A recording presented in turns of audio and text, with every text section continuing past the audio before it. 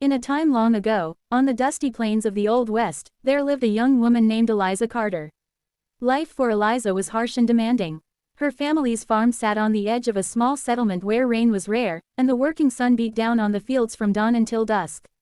Eliza had grown up with a strong sense of responsibility. Ever since her father passed away, she had taken on the burden of maintaining the fields and caring for her younger siblings. Every morning, she rose before sunrise, her hands already blistered from the long hours of labor. Day after day she plowed the land, planted the seeds, weeded the crops, and did everything she could to keep her family fed and safe. She worked so hard that sometimes she felt as though she was slowly working herself to death under the unforgiving sun. YouTube. Despite her exhaustion, Eliza never stopped. She believed that if she stopped even for a moment, all they had worked for would be lost. Her back ached, her feet were sore, and her heart was heavy with fatigue, but she refused to give up. Neighbors would sometimes offer a passing greeting, yet none ever stayed long to help her, convinced that the burdens of life belonged to each person alone. It was this belief that weighed on Eliza most of all, the belief that she had to carry everything by herself. YouTube. One late afternoon, when the sun was at its fiercest and the earth seemed to glow red with heat, Eliza struggled to lift a heavy sack of grain. The load was too much for her tired arms. Sweat trickled down her brow, and her breath came in uneven gasps.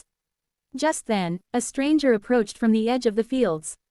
He was an Apache warrior, tall and calm, his dark hair tied back, and his eyes steady and kind. When Eliza saw him, she paused, unsure of what he wanted. YouTube. The Apache man walked up to her and said gently, "Let me carry that load." At first, Eliza hesitated. She had been so used to doing everything herself that the idea of someone helping felt strange and unfamiliar. But she was so weary that her arms trembled, and she realized she couldn't refuse.